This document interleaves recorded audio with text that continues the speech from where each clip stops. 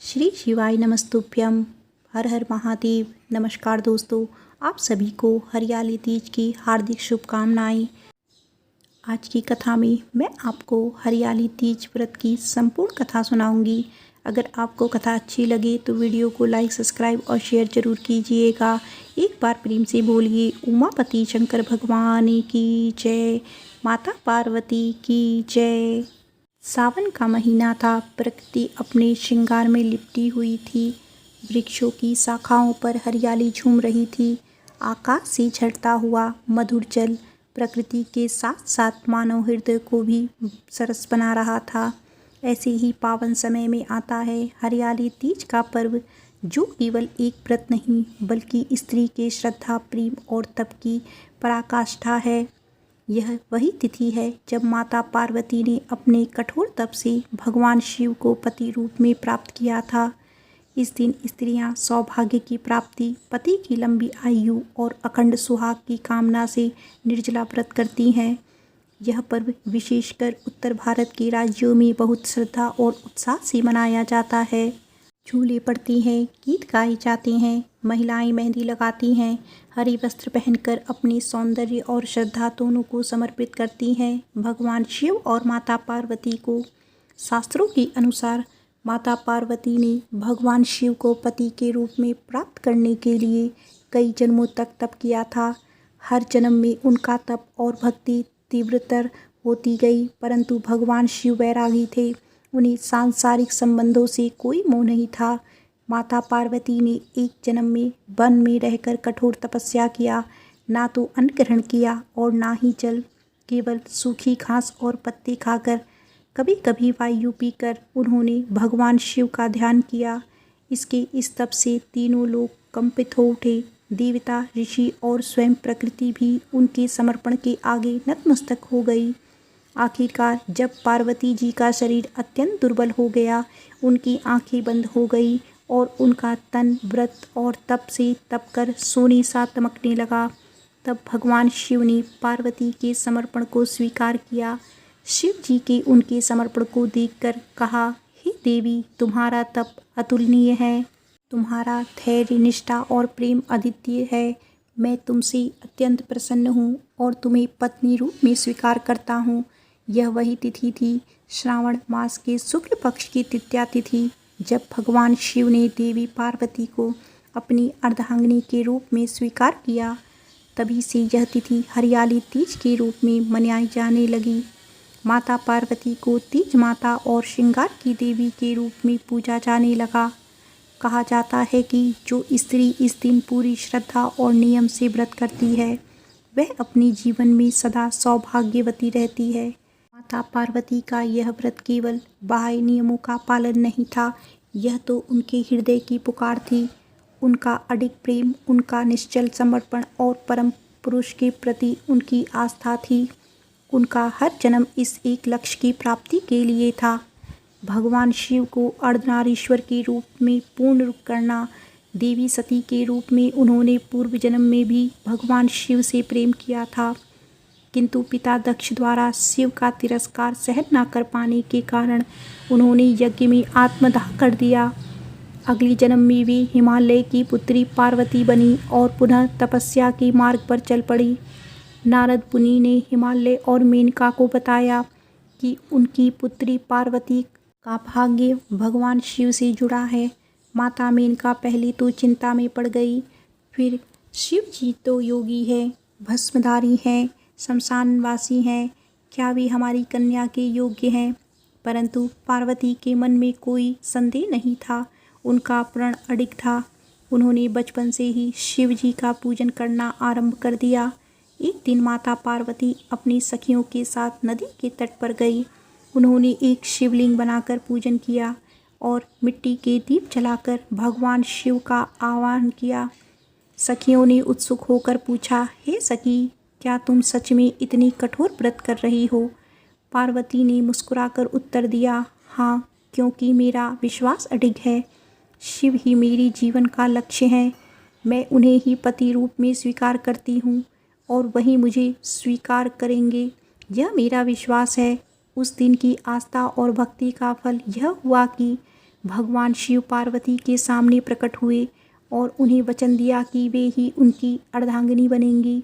हरियाली तीज के दिन व्रत करने वाली महिलाएं माता पार्वती की उसी निष्ठा और प्रेम को आत्मसात करती हैं। वे न केवल निर्जला व्रत करती हैं बल्कि अपने मन, वचन और कर्म को भी शुद्ध रखती हैं। इस दिन महिलाएं प्रातः स्नान करके नवीन वस्त्र धारण करती हैं, विशेषकर हरे वस्त्र जो हरियाली और सौभाग्य का प्रतीक होते हैं।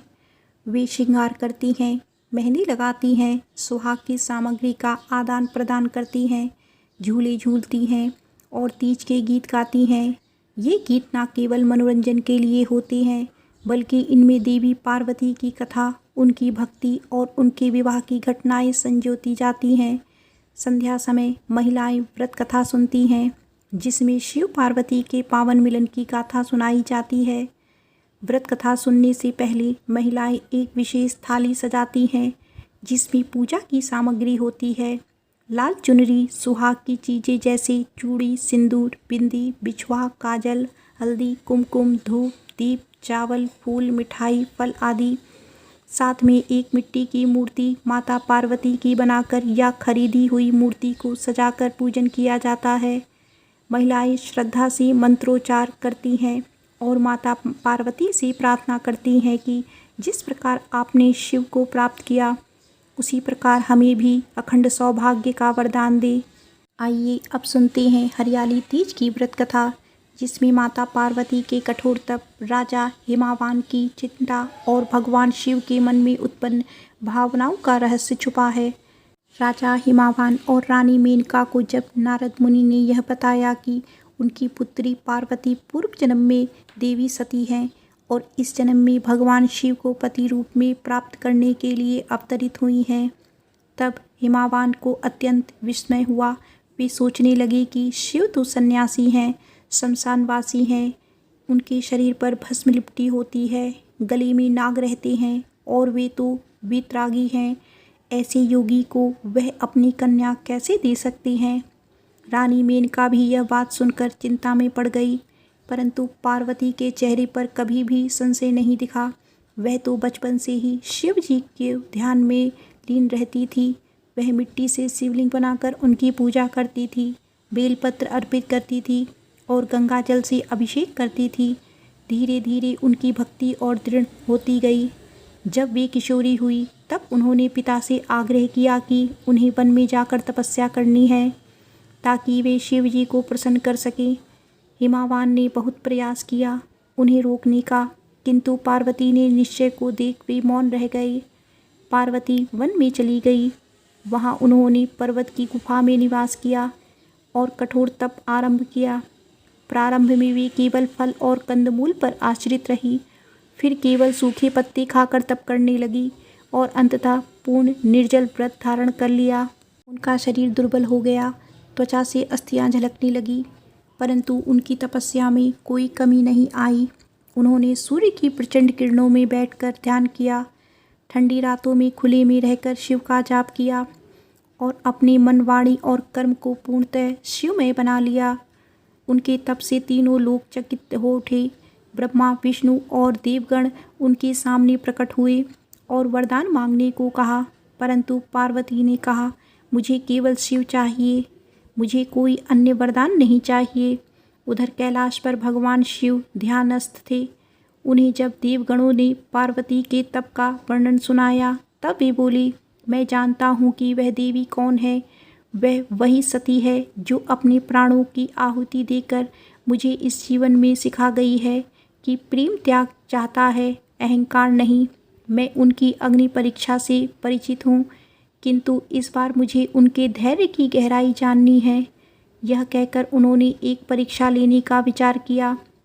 उन्होंने सप्तऋषियों को भेजा ताकि वे पार्वती के मन की परीक्षा लें। सप्तऋषियों ने जाकर कहा, देवी, शिव जी तो तपस्वी हैं, भस्मधारी हैं, ना तो वे गृहस्थ जीवन के योग्य हैं, ना ही वे पत्नी के सुख दुख में सहभागी हो सकते हैं। उनका कोई घर नहीं है, कोई भोग नहीं है। आप जैसी सुंदर और सभ्य कन्या को कोई और दिव्य वर मिल सकता है। श्री विष्णु, इंद्र या कोई भी अन्य। पार्वती ने मुस्कुराकर उत्तर दिया, मुझे ना ऐश्वर्य चाहिए ना भोग। मैं जानती हूँ शिव कौन है। वह ही मेरी आत्मा के परम साथी हैं। वह सृष्टि के आदि और अंत है। शिव ही काल है और शिव ही कालातीत। मेरे लिए शिव ही पर्याप्त हैं। सप्तऋषि नतमस्तक हो गए और उन्होंने लौटकर शिव को सब कहा। तब शिव स्वयं एक वृद्ध ब्राह्मण का रूप धारण कर पार्वती के सामने प्रकट हुए। उन्होंने भी वही प्रश्न दोहराया। कन्या, शिव तो जटाधारी हैं।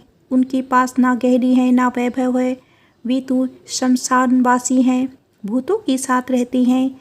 क्या तुम उनसे विवाह करना चाहती हो?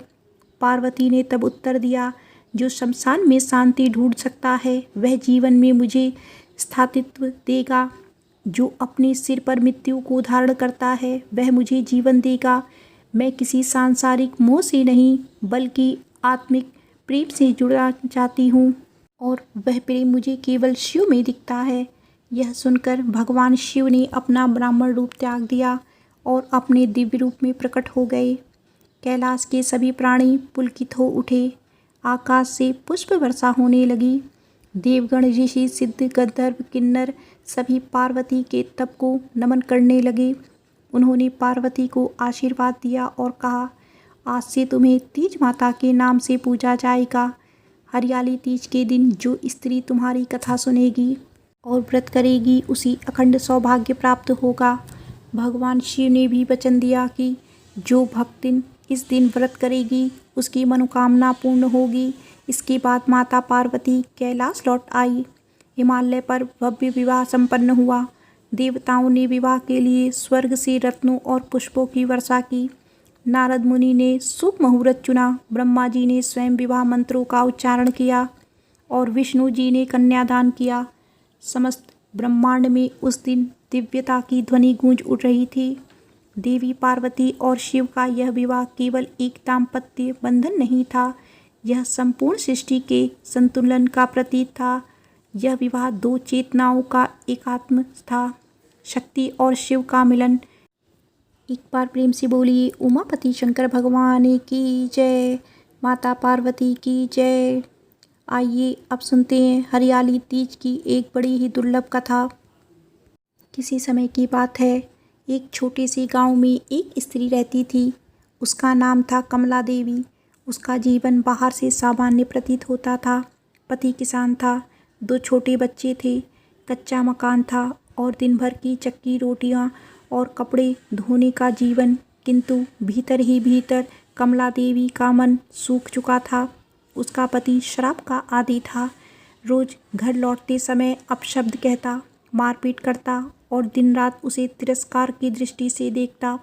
कभी कमला देवी भी एक हंसती खिलखिलाती लड़की थी, जिसने सपने देखे थे, अपना घर, अपने पति का स्नेह, बच्चों की हंसी और एक शांत जीवन। लेकिन विवाह के कुछ वर्षों में ही वह एक कठोर चट्टान में बदल गई। हर रात जब पति की डांट और मार सहती तो वह चुपचाप आंखें बंद कर लेती और दीवार की ओर मुंह लट करके लेट जाती। सोचती, क्या यही स्त्री का भाग्य है। एक दिन सावन का महीना आया। गांव की औरतें हरियाली तीज की तैयारी में जुट गई।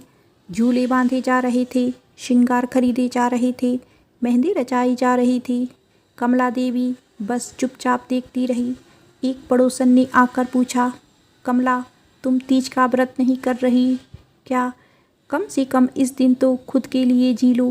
पहले तो कमला देवी चुप रही, फिर धीमे स्वर में बोली, क्या करूँगी व्रत रखकर? जब मेरा पति मुझे अपशब्द ही देगा तो माता पार्वती क्या करेंगी? पड़ोसन ने मुस्कुराकर कहा, माता पार्वती ने भी 108 जन्म लिए थे, केवल शिव को पाने के लिए। उन्होंने भी बहुत सहा था, पर अंततः शिव ने उन्हें स्वीकार कर लिया। तुम भी व्रत रखो। जब तक हम खुद अपने भाग्य को नहीं पुकारते, देवी कृपा कैसे बरसेगी? उस रात कमला देवी नींद में भी बेचैन थी। उसने सपना देखा, एक उजली ध्वज मूर्ति उसके चारों ओर पुष्प की वर्षा हो रही थी और एक स्त्री एक गुफा में बैठी तप कर रही थी। अचानक वह मूर्ति कमला देवी से कहने लगी, बेटी, जब तक तुम स्वयं को सम्मान नहीं दोगी, संसार भी नहीं देगा। मैं तुम्हारे हृदय में रहती हूँ, बाहर नहीं। आओ, इस तीज मुझे स्वयं से जोड़ लो। अगले दिन प्रातः कमला देवी उठी। उसने स्नान किया, पुरानी हरे रंग की साड़ी निकाली, बालों में तेल डाला, मांग में सिंदूर लगाया और पहली बार बिना किसी आग्रह के पूजा की थाली सजाई। उसने निर्जल व्रत का संकल्प लिया। उसने मिट्टी से एक छोटी पार्वती माता की मूर्ति बनाई, उसमें अपनी टूटी हुई चूड़ियाँ चढ़ाई और रोती हुई कहा, हे माँ, मुझे शक्ति दो कि मैं अपने जीवन को फिर से जी सकूं। उसने पूरी दिन व्रत रखा, कथा सुनी, गीत गाए और संध्या को दीप जलाकर माता पार्वती से प्रार्थना की, मुझे मेरी अस्मिता वापस चाहिए, मुझे सम्मान, प्रेम और आत्मबल चाहिए। जैसे आपने अपने प्रेम को तप से पाया, वैसे ही मुझे मेरा आत्मसम्मान मिले। अगले दिन कुछ बदला नहीं था, पर कमला देवी के भीतर एक शक्ति जागी थी। उसने अपने पति के कटु शब्दों का शांत उत्तर देना शुरू किया। उसने बच्चों को अच्छे संस्कार देने शुरू किए। उसने अपने घर को एक छोटा मंदिर बना दिया, जहाँ हर दिन दीप जलता। धीरे धीरे उसका पति भी उसकी शांति और संयम से प्रभावित हुआ। उसे समझ आने लगा कि यह स्त्री कोई साधारण स्त्री नहीं, तपस्विनी है। उसने धीरे धीरे शराब छोड़ दी, खेतों पर ध्यान देने लगा और एक दिन उसने कमला देवी के चरणों में बैठकर माफ़ी मांगी। वह बोला, तू तो साक्षात पार्वती है, मैं तुझे पहचान ही नहीं सका। कमला देवी की आंखों में आंसू थे, पर वे अब दुख के नहीं थे, वे आशा के, विश्वास के और आत्मबल के आंसू थे। उस दिन से कमला देवी ने हर वर्ष हरियाली तीज का व्रत किया, केवल पति की लंबी आयु के लिए नहीं, बल्कि उस स्त्री के सम्मान के लिए जो हर घर में पार्वती के रूप में जन्म लेती है। उसने गांव की अन्य स्त्रियों को भी प्रेरित किया और कहा, तीज केवल तीज नहीं, यह स्त्री का जागरण है, यह प्रेम, तप और आत्मशक्ति का उत्सव है। गांव की औरतें उसकी बातें सुनकर भाव विभोर हो जाती हैं और हर वर्ष तीज पर उससे कथा सुनने आती हैं। उसकी कहानी गांव के लोक कथा बन गई। कहा जाता है कि हर तीज पर जब कमला देवी पूजा करती थी तो उसके आंगन में अचानक एक चंपा का फूल गिरता था, जैसी स्वयं माता पार्वती का आशीर्वाद हो। एक बार प्रेम से बोलिए, उमापति शंकर भगवान की जय, माता पार्वती की जय। आइए अब सुनते हैं हरियाली तीज से जुड़ी एक पौराणिक लोक कथा। एक नगर में राजा वृषकेतु की पत्नी रानी वृषाणी रहती थी। वे अत्यंत धार्मिक, पतिव्रता और व्रत निष्ठा वाली स्त्री थी, किंतु उन्हें एक दुख था, सालों से कोई संतान प्राप्त नहीं हुई थी। उन्होंने अनेक व्रत किए, यज्ञ कराए, दान दक्षिणा दी, किंतु जब भाग्य ना बदला तो वे निराश हो चली। एक दिन उनकी राज्यसभा में एक वृद्ध तपस्विनी आई। उसके चेहरे पर दिव्य तेज था और आंखों में ममता। उसने रानी से कहा, हे रानी, तुमने अनेकों व्रत किए, परंतु क्या तुमने श्रावण शुक्ल तीज का व्रत कभी नहीं किया? रानी ने कहा, नहीं माताजी, वह तो सौभाग्यवती स्त्रियां रखती हैं, मैं तो संतानहीन हूँ। तपस्विनी मुस्कुराई और बोली, यही तुम्हारी भूल है। तीज का व्रत केवल सौभाग्य रक्षा के लिए नहीं, बल्कि नारी के हर अधूरे स्वप्न को पूर्ण करने का माध्यम है। यह देवी पार्वती का प्रिय व्रत है, जो स्त्री के भाग्य को पुनः लिख सकता है। रानी वृषाणी ने उसी क्षण संकल्प लिया कि वे तीज का व्रत करेंगी। उन्होंने पूरी विधि विधान से माता पार्वती की पूजा की, कथा सुनी, निर्जल व्रत रखा और पूरी रात शिव पार्वती का जाप किया। उन्होंने प्रार्थना की, हे माँ, मुझे केवल संतान नहीं चाहिए, मुझे आपकी जैसी शक्ति, तप और ममता चाहिए। व्रत समाप्ति के कुछ दिनों बाद रानी को स्वप्न में माता पार्वती ने दर्शन दिए और कहा, हे रानी, तुम्हारा तप मुझे स्वीकार है। तुम जिस संतोष और श्रद्धा से व्रत कर रही हो, उससे मैं प्रसन्न हूँ। तुम्हें पुत्र रत्न की प्राप्ति होगी, जो तेजस्वी, धर्मात्मा और बुद्धिमान होगा। रानी की आंखों में आंसू आ गए। कुछ ही समय बाद उन्हें गर्भ ठहरा और 9 महीने बाद उन्होंने एक दिव्य तेज वाला पुत्र जन्मा, जो बड़ा होकर एक प्रसिद्ध धर्मज्ञ बना। रानी ने आजीवन हरियाली तीज का व्रत रखा और अन्य स्त्रियों को भी इसकी महिमा बताई। उस राज्य में यह व्रत इतना लोकप्रिय हो गया कि हर घर में इसे श्रद्धा से रखा जाने लगा। एक बार प्रेम से बोलिए, उमापति शंकर भगवान की जय, माता पार्वती की जय।